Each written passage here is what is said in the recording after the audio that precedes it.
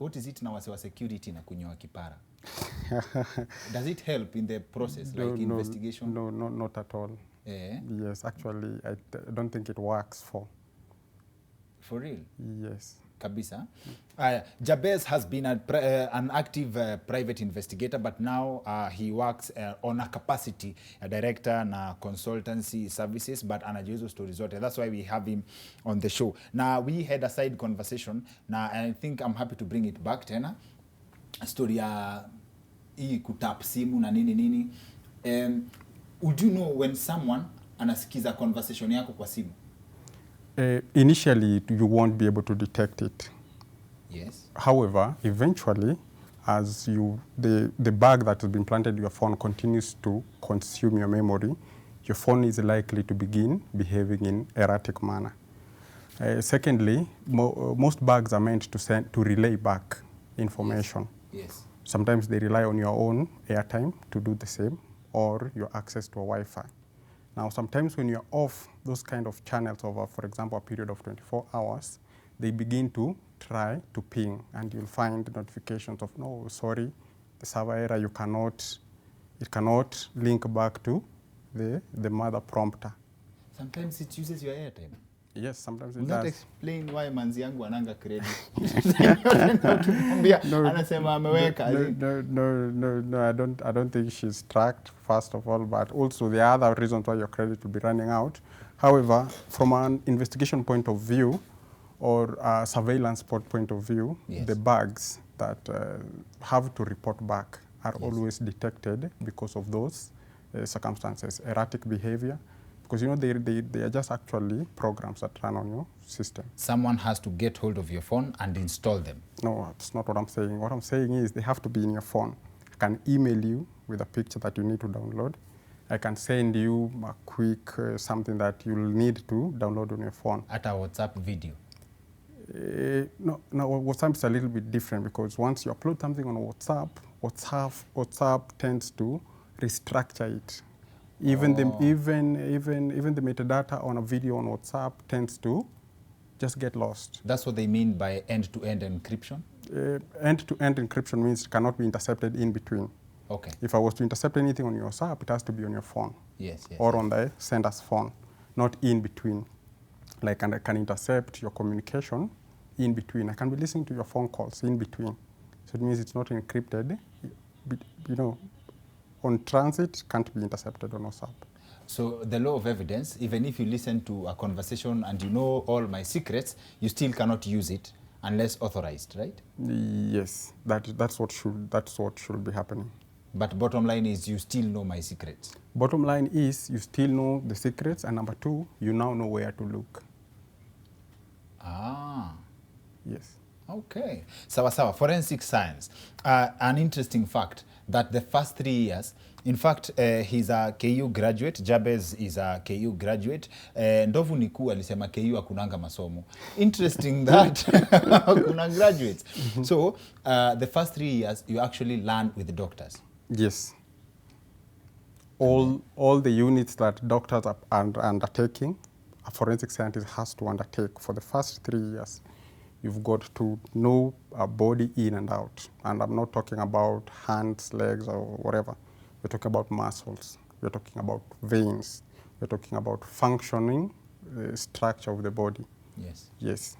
Now, so you can actually, you are as in a forensic scientist is sasa sitaki kusema quack, but 3 years is enough information unaweza tibu mtu.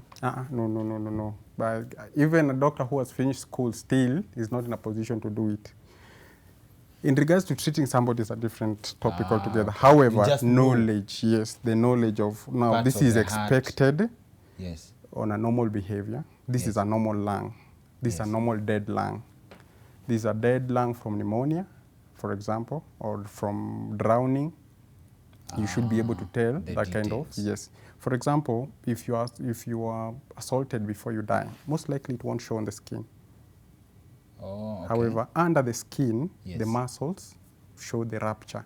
Okay. Yes, they have that marking for assault. Oh, someone mentioned that Juicy when we were having a separate conversation. Okay. Now, do forensic scientists have combat training? No. Like, wetu ni kama mimi ati tukipatikana kwa noma, Yes, hakuna James Bond? hapo tuko pamoja kabisa.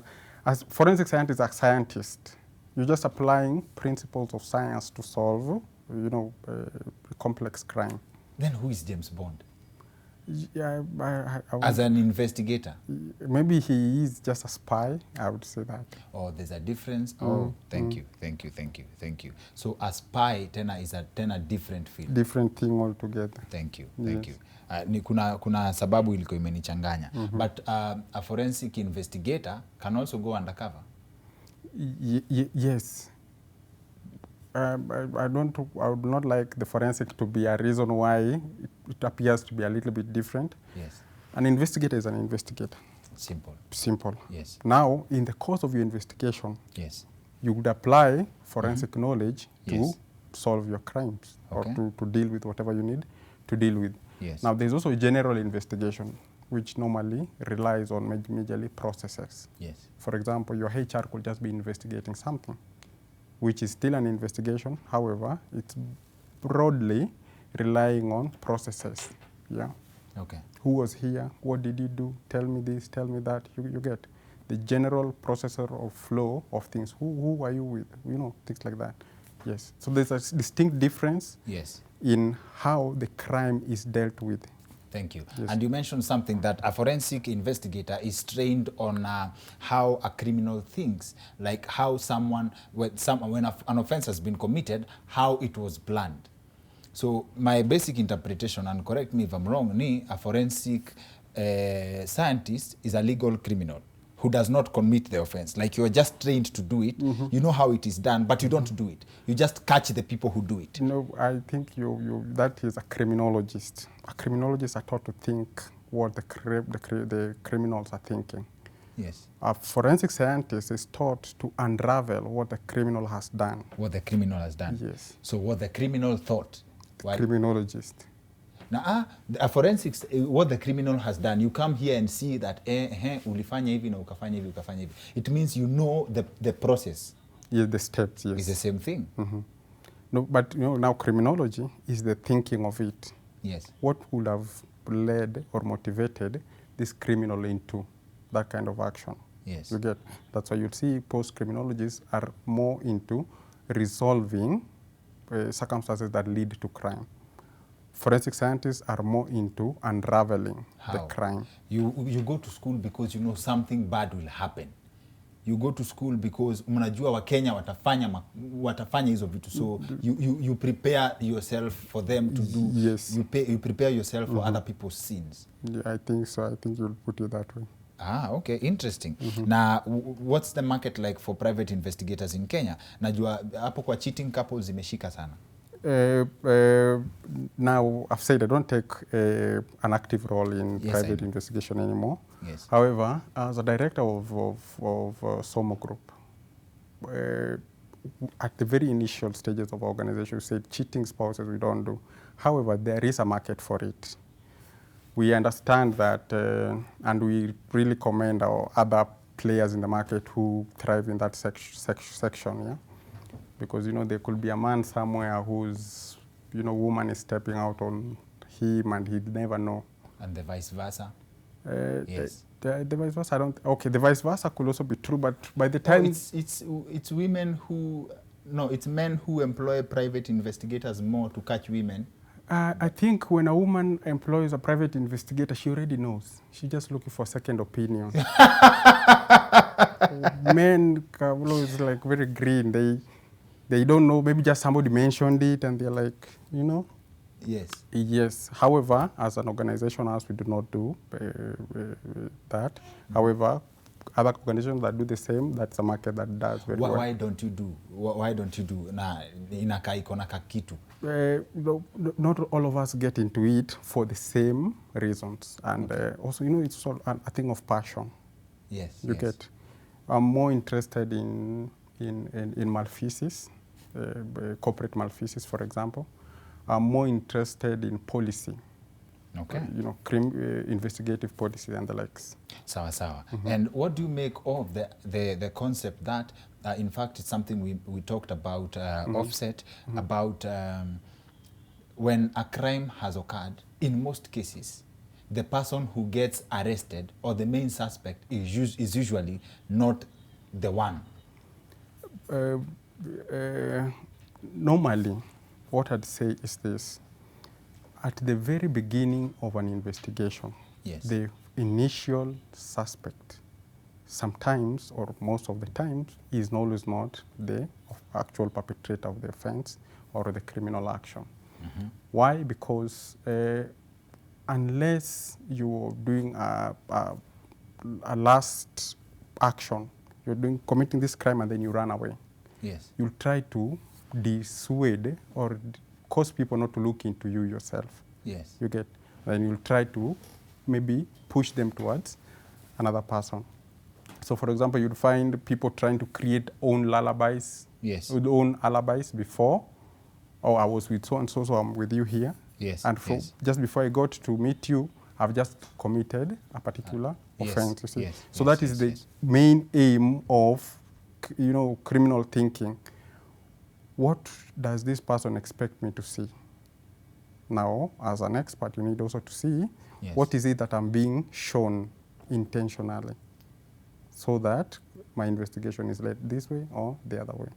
And what's the, for example, span of a DNA test? For example, I've heard of cases where people have been exonerated from a crime or from long prison sentences because DNA proved otherwise. Like at TCG, something happened in 1987, and then they pieced back the DNA evidence. What's the lifespan of DNA evidence? DNA, it depends on what. DNA on hair stays very long. DNA on bone stays very long because it's preserved in the bone or in the hair. However, DNA on the other stuff like blood, flesh, decompose with it. Now, to that extent, that's what happens. The bone and the hair takes a little longer, but for blood, the saliva and the rest, it's short-lived. However, once it is already extracted, then that information now is timeless, and that's why it can be stored.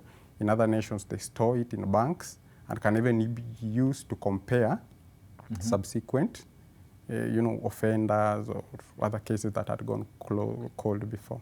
Ah, yes. Okay. Sawa sawa. Now, have you ever been into the system of why people commit crimes?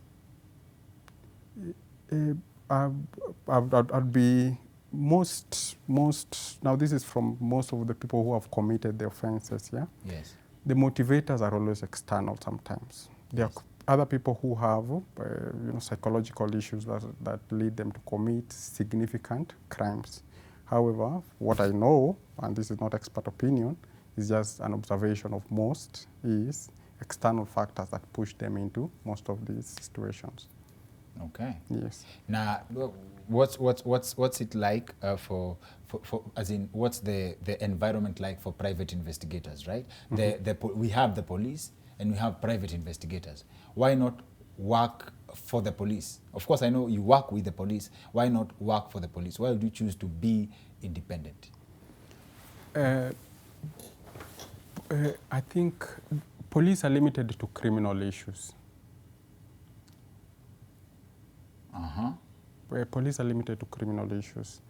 Like the case you've said of cheating spouse, would you get a police officer to go investigate that for you? See, akiwa off.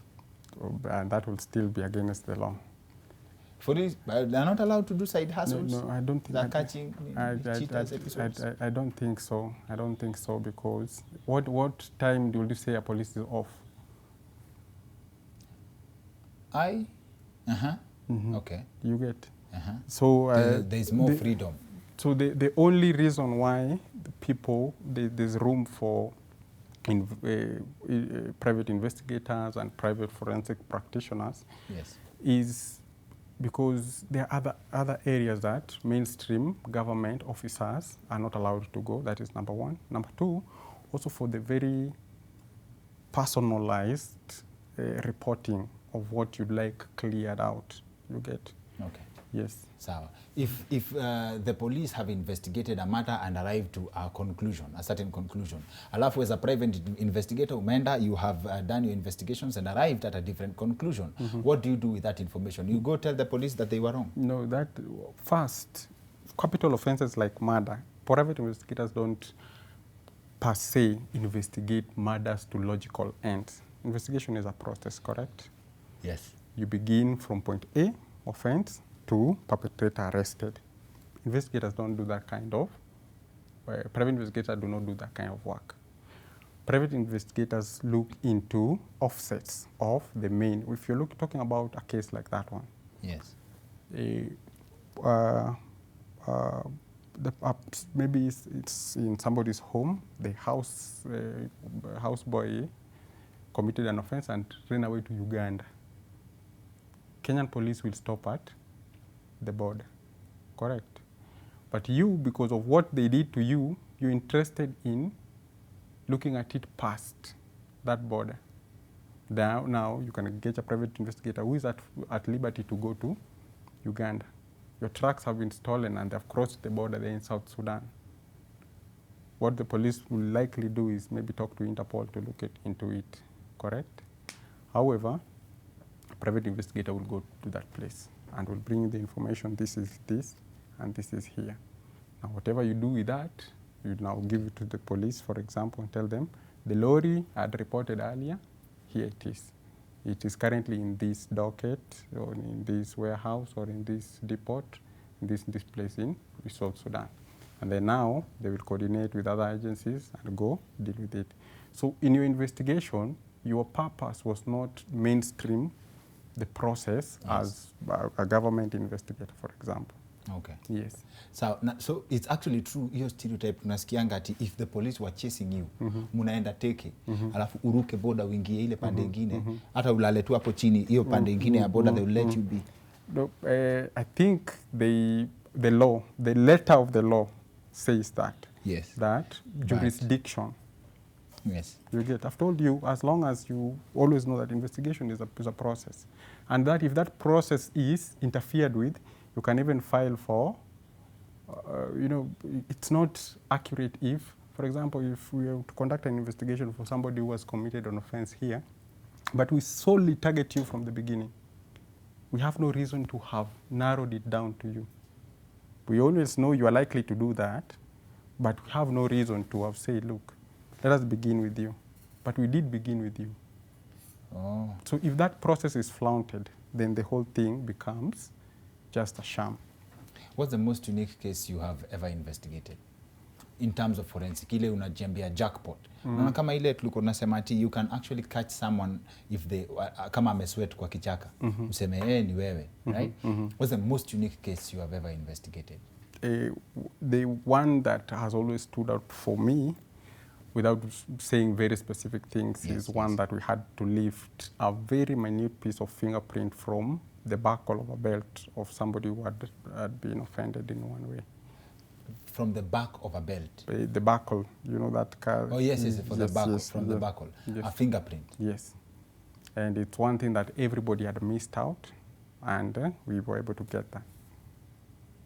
Ah. Yes. And you got the person you were looking for? No, we passed it over to relevant persons to look into it. And then you got the criminal. And the person was... And how sure are you that this belt, as in the fingerprint, could be anyone? As in, anyone could have touched that belt. Like, do you want to say that your belt ilishikwa na mtu mmoja kwa lifetime, that fingerprint? Because, for example, my belt, ama belt ya mtu mwingine, inaweza kuwa imeshikwa na mtu different. Umepeleka, imefuliwa, mamafua, amefanya nini, imetoka hapa, imeenda pale. Like, how would you know that these are criminal fingerprint?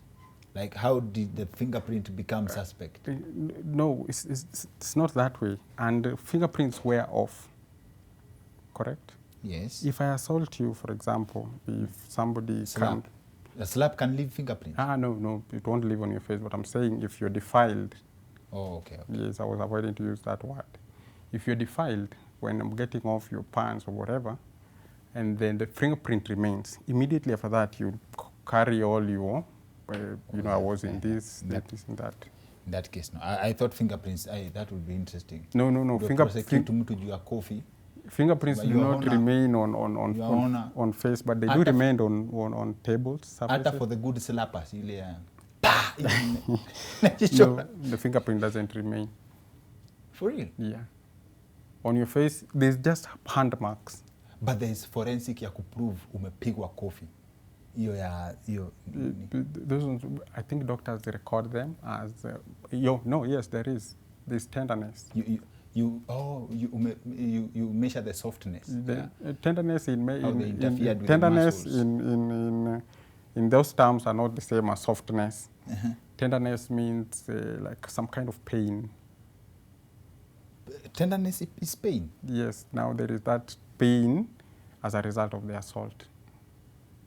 In forensics, as a tenderness is pain? There is that pain. So when a forensic expert talks about there is tenderness in my heart, it's something to worry about? Not in the heart, physical tenderness. If, for example, if I beat you and the doctor goes to observe, he'll not be able to see anything, but he'll be able to... there is mitochondria displaced. Mitochondria is very small, you know. Okay, which cells zimetoka hapo kwa this is the pectoralis major muscle, so maybe you say the pectoralis is injured, but he'll describe it as not in its original form. It's tender, it's painful. As in having your experience of forensic, do you look at meat differently? No. Ukikula nyama unajiambia this is perilosis. No, when it's cooked, you never know from where, unless it's but as you cook, you can actually separate na unaangalia unasema hii ni... No, unless it's very specific organs. Yes. Okay. Interesting. Now umesema forensic science, you have to do all the science, all the 3 subjects. Yes. Physics, chemistry na biology. Right? Yes. Physics ni chemistry, of course, najua ni chemicals, mix this, get poisons. That. Poisons. For purposes of poisons. Okay, and then biology is the system ya kulearn. Where does physics apply? Projectiles. Yes. There's something called blood pattern analysis. If you found dead on this floor and we have blood here and blood here, blood here. You know, they say there is accidental killing somebody. You came, I scared you, and you had a knife on your hand, and stabbed me once. But then there is also the one that multiple stabs, and even over duration. That is determined by a blood pattern analysis, which applies a lot of physics principles to ascertain, so that a forensic scientist will be able to tell you how many number of times somebody had been stabbed. What duration between the stabs. Oh, that's how you can actually tell when someone alipass sangapi. Now that is also a different thing. It relies on Newton's law of cooling bodies. When Newton's law of cooling bodies lies on the fact that between 2 bodies of different temperatures, they exchange heat at a very particular rate. That is given. So, for example, if you were killed at 4, your external body temperature... You're giving all the bad examples with me. Oh, sorry. So, what would I say now? If someone gets, yes. Yes, if somebody had been killed in the morning at 4, and their external body temperature is 36 degrees, let's say internal body temperature is 40 degrees. And the environment temperature at that time is, for example, 20 degrees. The rate at which the body takes to cool to 20 degrees is calculatable and is very particular. Wow. Yes, so that is something that should be able to be done. However, sometimes in Kenyan practice, that body will find itself in a fridge in one of these morgue before much of it has been done. The temperature is not taken on the ground, or something like that. And what do forensic scientists do for fun, like homework? Like kama mimi say, for example, if that's the application of physics, ninge try maybe kujua intensity ya ngoto, ukipiga mtu ngoto, as in measuring the force. Is that measurable? Is that something I would have a field day with? Maybe you should try, yes. maybe you should try, and I think I would encourage a lot of that kind of thinking. It will grow the scope of the field. For example, let me give you a good example. There's a case that has been in public domain of a marathoner who was thrown off a balcony and his head. Yes. I think that's where we have gray areas in this science. Mm-hmm. People should be able to take watermelons and pumpkins and butternuts and actually throw them off and see, because the tensile strength in these fruits can be tested and they can be compared to the tensile strength of your skull. And we can come with the minimum height from which if you are dropped today, your head won't crack. And then the maximum height from which if we throw your head, it will obliterate. These are experiments that you guys do? Those are experiments that should be encouraged to be done. Ah. Yes. Okay. Mm-hmm. So, hiyo ni mimi nimefikiria ngoto kumisha intensity. Mm-hmm. What do you do for fun? Like, ni nini fun about job yenu?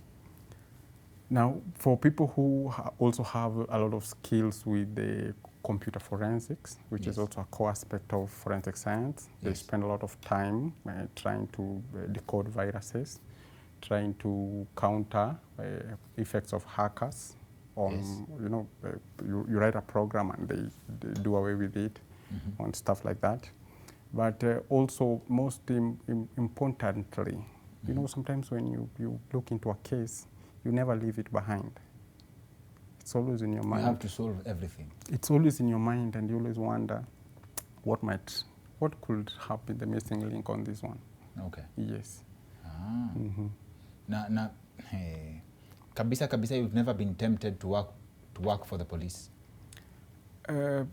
Initially, at the very early stages, actually the KU program of forensic science was MOU between National Police Service and Kenyatta University.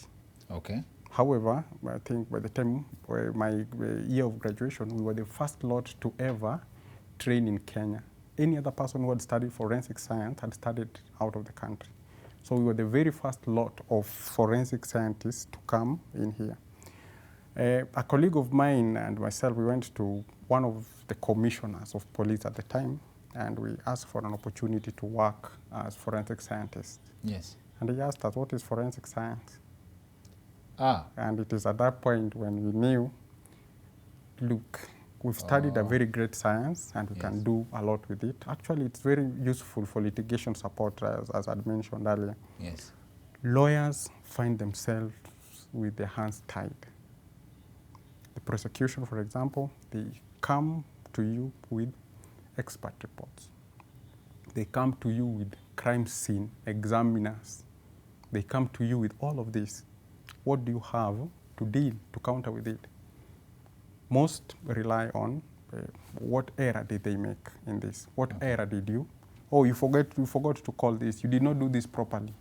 So you're trying to beat a case on technicality. However, there's nothing preventing you from examining a scene post police examination. They've come, they've examined the scene. You bring your expert, let them examine as well. And then, if it conflicts with the report they are giving you, also you present yours. So let's... It's your submission that most of the investigations done in Kenya, to some extent, without forensic support, is pure guesswork brilliance. Is guesswork at its best? I think forensic makes it relevant to court, makes it undisputable. The rest is, I was there, I saw. Another person can also say the same thing. But if my blood is on your shirt and I'm a dead man, we don't need a witness. How did that blood get there? What if we had fought before na tukaachana vizuri? If you fight with someone, aende aumie place ingine. You had nothing to do. You'll go down for the blood, nini? No, if you now add a little bit to it again, also then it also changes the matrix. However, if I can directly link a forensic evidence from the scene to a perpetrator, that is considered conclusive evidence, and the court should rely on it to make a judgment. Are there elements, are there moments where forensic evidence has misled an inquiry?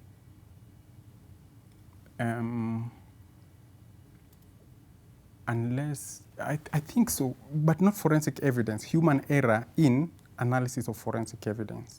Human error in analysis of forensic evidence. Yes. For example, DNA is analyzed in two fashions. Yeah, there is something called STR and RFPL. Now, one is very isolative. It will isolate you and your brother. But one is likely to cluster close relatives together. Okay. Yes. So I have another submission. You went to school for 4 years to study forensic science. Yes. So that you can know how a crime happened and how it was done. All these years you go to school because human beings cannot tell the truth. If the criminals who do offenses would come and confess na waseme ukweli, you would not need to go to school for 4 years. True. So you suffered for 4 years because criminals are liars. No, we suffered for 4 years because there's somebody out there who needs justice. Yeah, justice, because people who commit crimes cannot tell the truth. No, because people who commit crime want to survive just like any other person. Ah. Yes. So they'd lie just to survive. Yeah. That's the system. It's human nature, I guess. Okay. And what do you say, as we wind up, to someone who would want to study forensic science? They really need to have the science at heart. They really need to be okay with the very gruesome, scenes, and they really need to be very quick in their thinking when it comes to the application of that science. Okay. So yes. In your career, ukisema gruesome, umeona mavitu zenye zinaweza fanya mtu akose kulala? Yeah, quite a number. For real? Yes. Unaongezanga na I don't. Hai. Hapana. Hata ya kulala usingizi? At all. How do you train your mind to be ndio usiote vibaya? I think for most it's conditioning. For example, let me give you a short. When we joined our campus, I think our year we were about 60-something students who began the course. No, it's a big number. 60? 60, I think 61. Out of 10,000, 40,000 students who are in KU every year? Yes, 60 began. However, at the end of second year, I think we were 20 at best. I think 20 or half that number. Ah. Yeah, because wengine waliingia BCom. You go and you see an actual dead body without skin. Now you know how ugly the human body is without the skin. Without clothes. Yes, even without clothes, but that at least you're used to. Without the skin, so that you're only seeing the internal structures of that body. They do that? That is what you have to learn on. So I'm stuck at the person who skinned that person. Yes. And how evil could... And the person who donated their body for that. People do that? Yes, people donate those bodies. Donate themselves for KU people to... For science. This field has to grow, and people must know that it is your contribution. If you can't contribute it in any other way, you can contribute it in that way. So this person who contributed themselves, mnaambiwangwa jina yake, he's so and so. Yeah, no, they can't. No, I don't think it's not given. Where the 4 years I was in campus, I was never told, oh, this was Tom and Jerry or whatever. Oh. Yes. And Tom and Jerry was the best example ungepeana. Ni sawa tu. But so gruesome. Mlianza 60, a third, no, 2/3 of the students dropped by the second year. By the beginning of the second year.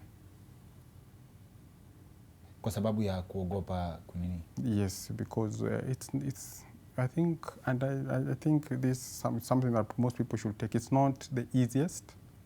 It's not sometimes the best. It's just the necessary. Does the money in the industry justify going past the beginning of the second year in campus? Yes.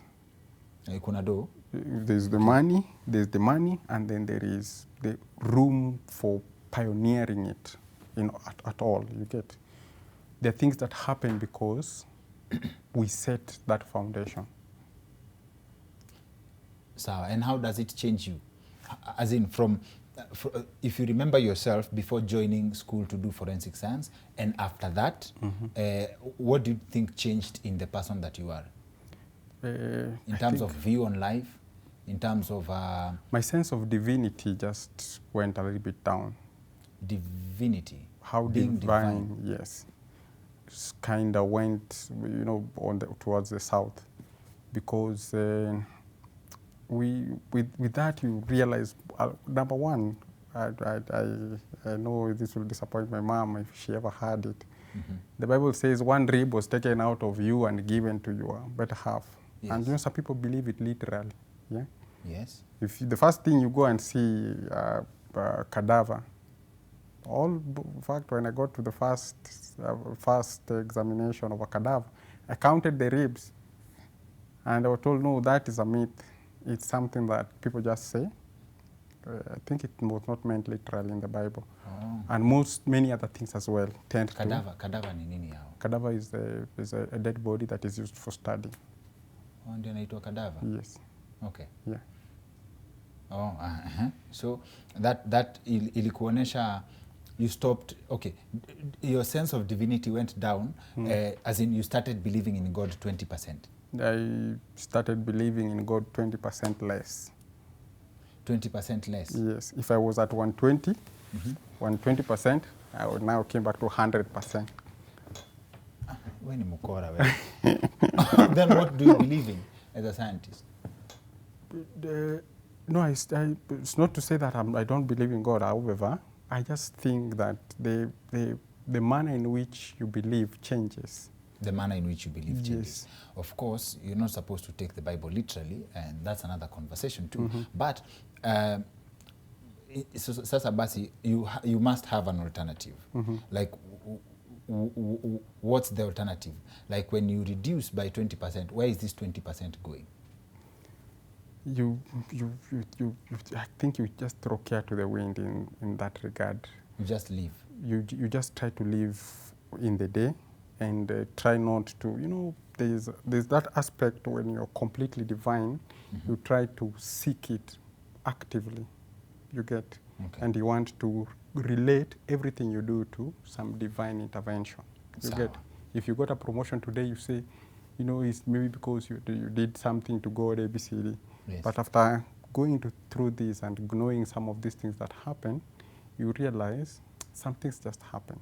And it's better to just stick to them. Some things just happen. Some things just happen. So you have seen a human being without life and with life, right? Yes. Then people say that the difference is the soul, right? As a forensic scientist, what is your explanation? What is your conclusive deduction on what the soul is? Soul is not a forensic issue. So where do you separate? I would say, not as a forensic scientist, just as you, as me. Yes. I've seen many bodies open up. There is no room for soul physically. So maybe soul is just a mental state. Mental state? Yes. Mental state of belief. Because in the body there's no room for soul. Of course. So it's a spiritual. Utaki spiritual, unataka tu mental. Tubaki hapo kwa mental. So that we can continue the conversation. Yes. Sawa. So kama ni mental, so all the credit goes to the brain as an organ. Yes. So consciousness is part of the brain. It's not out of this world. Yeah, I think so. And that explains why many different people hold many different views. To the number of brains there is, or coalesce around another brain, is the existence of the interpretation of a soul. Okay. So that your belief of soul and what happens to it is to the extent of how much you can think of it. And what do you do to keep sane? So umesema hapana. Not at all. So how do you maintain your sanity?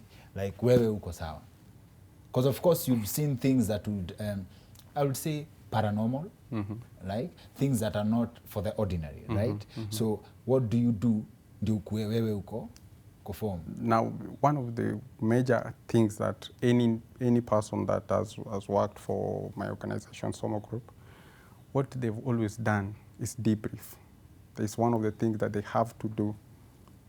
Wow, to interesting. debrief. Yes, because we do not completely detach from the things we do. You might do this job for a while and you love to do it. If we take you to another thing to do, you still feel the sensation of this work you do. So it's the same thing. And some of the things, again, we do are very personal to other people. And by that extension, you get the vicarious trauma on you. So you have to find a way to debrief. If you're a sports person, you have to do it. You've got to talk to our in-house counsel, our in-house counselor, who just tries to get you to rationalize some of the things you encounter in the course of either doing your forensic work or your investigations work. So debrief ni go sitting with someone. Mimi naongea from a Jack Bauer perspective.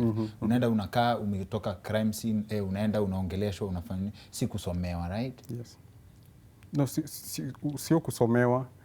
What happens, for example, let's move a little bit slightly to just investigation. Yes. When you're hired to do corporate investigation, for example, integrity check, and we come here and we have our investigators planted within your system, and you've been working with these people for like 3 months, collecting how they've been defrauding this organization. You even became friends maybe. But at the end of it all, the report has to reflect what happened. You feel so bad you betrayed some of the people. While they were doing the wrong thing, yes, but you feel I've betrayed them one way or another. Now, how do you deal with that feeling? How do you get to move past it to the next job? So, because 3 months, if we were to be with you here for 3 months, you become friends. Yes. You are likely to even have other, However, you have to stick on the job. You've been hired to do a job and you have to finish it. So how do you move past the feeling of, I wish that person... kitu ni debriefie before tufunge. Debrief this for you before tufunge. You've been planted somewhere. You become friends with a target. Can we call them a target? It's all right. You investigate them, you become friends, and you make your target pregnant. How debrief from that? Or you are a scientific deadbeat, of course, but debrief from that. Now, now you have to find a way to rationalize it in your mind. The whole concept of... At the end of the day, you have to cut ties. No, you have to rationalize your action. Sometimes you can even choose to betray the organization. We'd send you, and then you'd choose, look, I choose to not report anymore. For reasons based on... You are a husband now. Yes, you say, I'm too conflicted to continue reporting. I'm doing this for my family. Whatever now, for your family or whatever it is, yes. Yes. So I think to rationalize is the key to survival in this kind of... Find that thing that can help you rationalize it. For example, it was not your fault. It was not you who made those choices. If today, Kingori, you decided to defraud this organization, yes, and I did my work, I reported the manner in which you do, on this and this day you do this and you do this and you do this. Now, for me, you were doing whatever you were doing. For me, I was just reporting on what you were. Everybody was doing their job. Everybody was doing what they need to do, and you've got to be easy with it. Otherwise, you'll not be able to move past one job. Oh, so debrief, I think this is a very good definition from me. Let me ace it. Debrief is convincing yourself and justifying yourself. As in, you create your own good or bad. You draw the line for morality. Is this good or bad according to me? Not according to you. Is it? No, I think so. I think you're right. Yeah. Is this good or no? In fact, you should say debrief is refreshing why you got into it in the first place. If you don't debrief, what happens? For example, in a case where you've seen something graphic, unaendelea na job, what's the worst case scenario? You break down, and you break down bad. You can be a mad person. And Mad, not mental health, ile ya imelipuka. you will have, you can talk to a psychologist on the same. You will break down eventually. If you drink, you will find yourself tending towards the limit. Alcoholism. If you have other problems, they will escalate. That I can assure you. If you do not find a way to deal with it in good time, then you just can't do. It's not your industry. Okay. Yes. So lazima roho ngumu, very important. You have to stay on focus. Yes. In back in the day, kitambo, in your days of investigations where you are investigating, you ever found yourself in a position where you made friends with someone and then you had to do your job? You had to let them go. Unawaachilia na unaenda, maisha isonge. Life continues. It has to.